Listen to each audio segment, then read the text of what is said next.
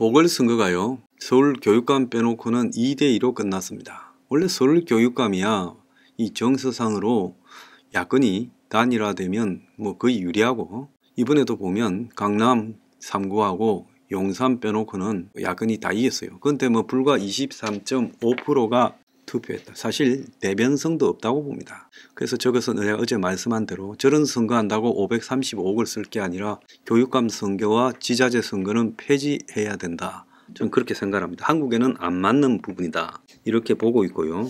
자, 이재명이가 2대2라 가지고 이제 조금 속이 상했을 겁니다. 특히 부산에서는 엉터리 여론조사, 이재명 저거 패거리의 여론조사로 이길 수 있다고 봤고, 강화도 이길 거라 이래 봤는데 부산은 22% 차이보다 더 크게 졌고, 강화에서도 8%보다 더 벌어졌습니다. 그래서 결국은 각자 자기 텃밭을 확보했을 뿐이다. 이재명이 어젠가 보니까 평창에 배추인가 이런 거 캐는데 간 것 같은데 아마 속이 상해서 맑은 공기 좀 쐬러 간 것 같아요. 자, 그런데 실제 호남에서 두 군데를 조국혁신당이나 진보당을 이겼지만은 이재명이가 내용을 보면 좀 문제가 있어요. 전남 영광 선거에서 민주당 후보가 고작 41.08, 그래서 진보당 후보가 30.72, 그리고 조국당 후보가 26.65, 무소속이 1.62 해서 반민주당 표가 60%쯤 돼요. 호남에서 반민주당 표가 60%쯤 나왔다면 이 텃밭이라는 게 무색하다. 투표율도요, 사상 유례 없는 70%나 나왔는데 70% 투표율에서 고작 41% 얻었다 하면 민주당도 위기라는 겁니다.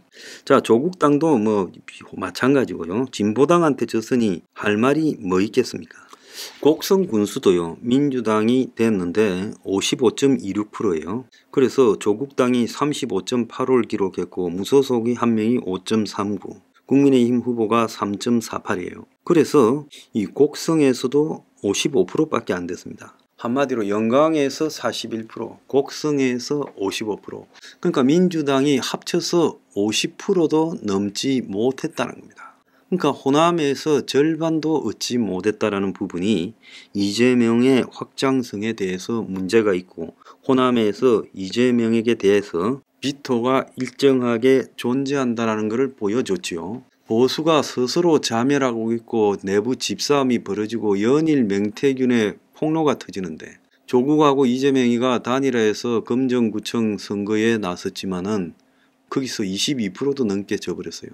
그러니까 한마디로 이재명이가 이 부산의 보수 텃밭에서도 성공하기가 어렵다라는 게 지금 입증이 됐고, 또 더 나아가서 강화 군수에서도 심지어 전 인천시장 하던 안상수 후보가 무소속으로 나와서 표를 깼음에도 불구하고 8%가 넘게 졌어요. 그래서 민주당 전통 텃밭에서 민주당 후보가 얻은 득표율이 참으로 우려스럽다, 지금 이렇게 보이는 거예요.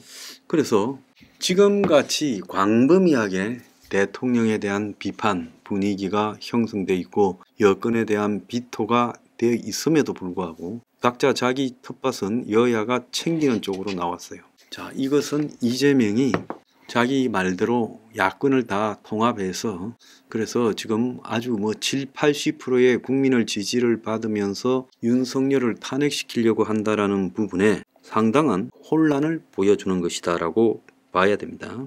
그래서 호남의 두 군데 다 이겨서 당내 장악력이 높아졌다고 보도하는 언론은 이재명에게 아부하는 언론이죠. 자, 조국도 결국은 지금 확장성이 별로 없다라고 나와버렸어요. 자, 그런데 난타전을 벌인 영광, 곡성 두 군데에서 지금 공직선거법 위반이 지금 많이 나와가지고 이것도 또 선거 사범이 될 가능성이 높습니다. 자, 이재명은요, 이제 선거가 끝나니까 곧바로 이재명 집권 플랜이라고 하면서 11월 위기설에 정면 돌파를 하겠다. 11월 위기설은 선거법 위반과 위정교사 1심 선고가 나오니까 그 선고가 유죄일 가능성이 높다라는 부분이 11월 위기설의 본질이죠. 그래서 이재명은 윤을 지금 끝까지 기다리지 않고 도중에 끌어내려야 된다. 그래서 이재명 시대를 선언하고 민주당 집권 플랜 본부를 11월 달에 발표하겠다는 거예요. 그래서 이재명은 시간과의 싸움에 견뎌야 되고 윤석열은 남은 자기 임기를 갖다가 무사히 채울 수 있도록 또 시간과의 싸움을 견뎌야 돼요. 그래서 조국도 또 지금 대법원 선고가 나면 깜빵에 가야 되니까 그도 시간과의 싸움을 견뎌야 돼요. 이재명, 조국, 윤석열 세 사람이 다 시간과의 싸움을 해야 될 입장이에요. 그래서 이재명은 지금 플랜 A가 내년 봄쯤에 기다리지 않고 윤석열을 조기에 끌어내리는 거고, 그것이 여의치 않으면 윤측과 단판을 지어서 플랜 B로, 즉 윤이 자기 임기를 단축하고 대선을 일찍 치르는 거예요. 근데 윤이 임기를 단축하고 대선을 일찍 치르는 쪽으로 몰려서 다른 선택의 여지가 없어서 선택을 한다면 윤은 뭘 해야 되겠습니까? 이원 집정부제를 통해서 자기 퇴진 이후에 안전을 담보받으려고 하지요. 정치인은 약속이라는 것이 얼마나 무의미한가 우리는 잘 알고 있어요. 지금 윤에게 만약에 임기를 채우지 못했을 때는 탄핵되느냐 아니면 임기 단축과 이 개헌을 하느냐, 이게 지금 남아 있어요. 그래서 그런 상황이 온다라는 것은 이재명이가 자기도 지금 1심 선고가 나오고 지금 법원이 일찍 재판하라고 굉장히 재판 기간을 이렇게 좁혀서 이재명 지금 여러 가지 죄 중에 최소 한 개는 2027년 3월달 대선 전에 대법원 판결이 날 수도 있어요. 그래서 이재명이가 지금 윤석열 탄핵을 갖다가 내년 봄을 겨냥해서 밀어붙이는데, 거기에 이제 숨겨 있는 또 다른 이야기는 이재명이가 윤을 탄핵을 흔들어야 검찰이나 법원에서 이재명을 단죄하고자 하는 의혹이 떨어지면서 사법부도 이재명의 눈치를 보게 될 거다. 그걸 지금 기대하고 있는 것 같아요.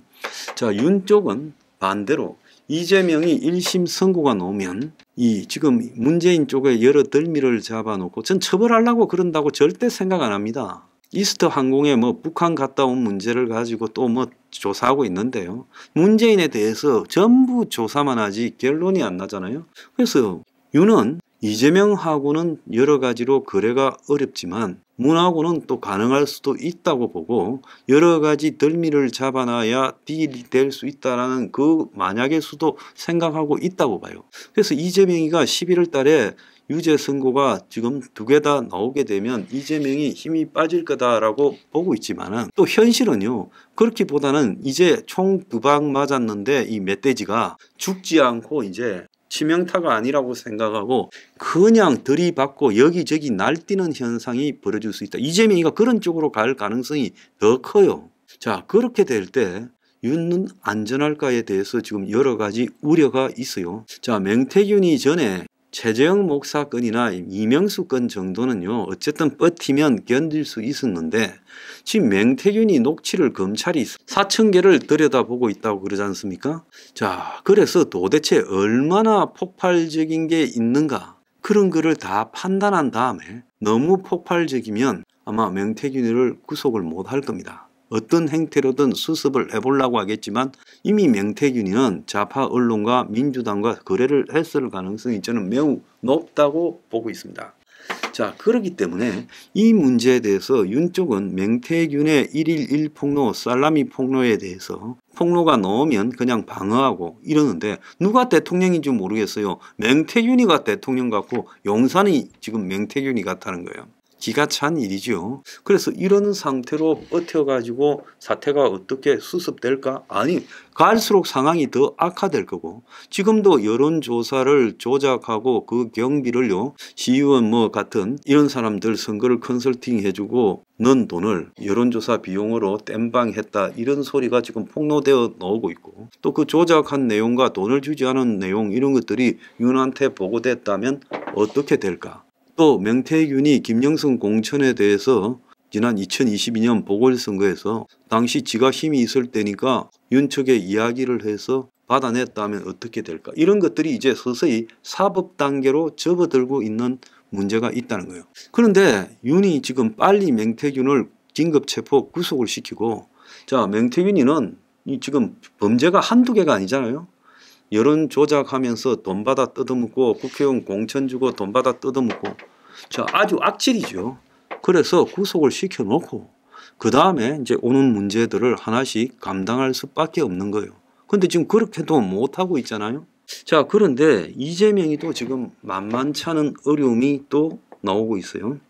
어제 그 쌍방울 전 회장 김성태가 대북 불법 송금 관련해 가지고 지금 이화영이 1심에서 9년 6개월인데 2심에 이제 재판이 진행 중인데 정인으로 나와 가지고 뭐라 했는가 하면 이화영이 김성태 자신에게 이재명이 뱀 같은 사람이다라고 말했다는 거예요. 그래서 이화영이가 한때 자기도 지금 어려움을 겪고 이재명이가 자기를 모른 척할 때 자, 뱀 같은 사람이라고 말을 했다는 거예요. 윤이 저렇게 죽을 쏘도 민주당이 재보선에서 무승부였다는 거예요. 그래서 이재명 일극체제의 위기가 왔는데 어제 6번째로 이재명 측근이 지금 사망한 일이 또 발생했습니다.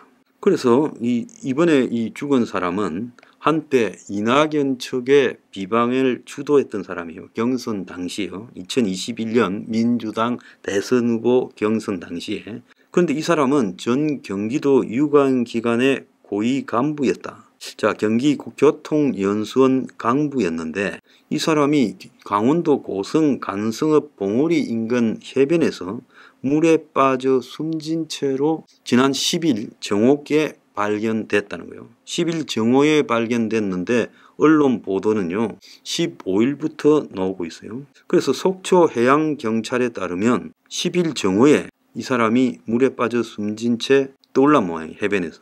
그래서 관광객이 보고 신고를 해서 소방당국이 병원으로 옮겨서나 사망했다. 아마 병원으로 옮겨서 사망한 게 아니라 이미 사망한 지 오래됐는데 형식상으로는 병원에 옮겨야 되죠. 자, 그런데 참 공교롭게 우승에 이 고위감 A씨가 투망 낚시를 하려고 해변을 찾았다가 발을 헛디뎌서 변을 당했다는데 이게 말이 안 되는 이야기예요. 제가 전국에 바다 좋아하는 사람 많은데요. 낚시나 투망요. 강이나 저수지도 아니고 바다에 투망을 혼자 가는 사람은 본 적이 없습니다. 바다 낚시도요. 웬만하면 혼자 잘 안 가죠. 그런데 바다에 혼자 가가지고 투망 낚시를 하려고 했다? 근데 이 사람이 언제 나갔고 뭐 어떻게 강원도까지 갔고 이런 행적도 지금 언론이 보도하지 않고 있어요. 이거 웃기는 거죠. 아니 투망을 던져가지고 이 끌어들여서 그 바다에서요. 그러려면 해변에서 던져가지고도 어려울 거고 갯바위 같은 데 쭉 나가가지고 던져야 되는데 그걸 혼자 해요?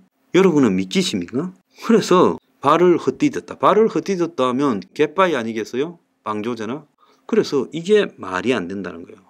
일행이 갔으면 신고를 했겠죠. 근데 가족도 신고를 안 했나 봐요. 관광객이 발견했으니까. 그런데 이 사람이 민주당 대표 경선 당시에 이재명이 SNS 봉사팀이라는 단체 채팅방을 운영하면서 이재명 지지를 했다는 거예요.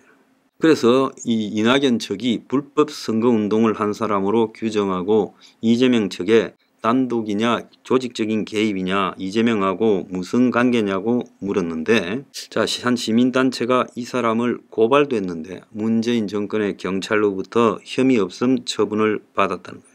자, 이 사람은 2017년에 이재명이가 성남시장할 때 성남FC에 버스 운전기사를 하다가 아마 이재명의 핵심이었나 봐요. 자, 직위는 낮지만 그러다가 이재명이가 경기도 지사가 되니까 경기교통연수원 사무처장이 됐다가 불법 선거운동 논란으로 물러났다는 겁니다. 그러니까 버스 운전기사가 경기도사나 교통연수원 사무처장을 했다. 참 기가 찹니다.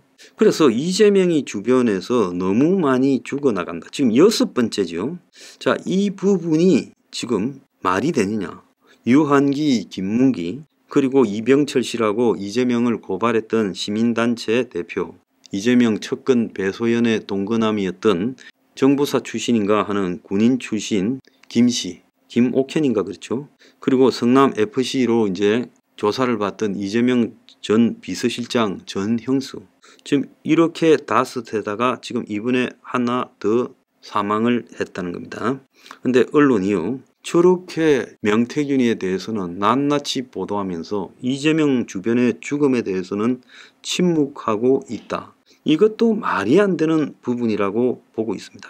자, 명품백이나 최상병 사건은요, 아주 그냥 몇 년씩 그냥 해를 치고 있는데, 이재명의 척근의 연이은 죽음, 특히 혼자 가을에 갯바위에 투망질을 하러 갔다라는, 그것도 북한 가까운 강원도 고성 간성에, 거기서 조금만 더 가면 북한이잖아요. 거기에 투망질하러 갔다라는 게 이게 여러분들이 말이 된다고 보십니까? 이재명 주변에는 왜 이렇게 이상한 일이 많아요? 그래서 저는 이재명이가 어제 평창에 배추 뽑으러 갔는지 평창 간 것도 결국은 지금 여러 가지로 잘 안 풀린다는 걸 자각한 거예요. 그래서 보수 집권 세력이 죽을 써도 이재명이 잘 안 되고 있다. 이건 이재명의 일종의 앞날을 예고하는 것이다라고 봐야 됩니다.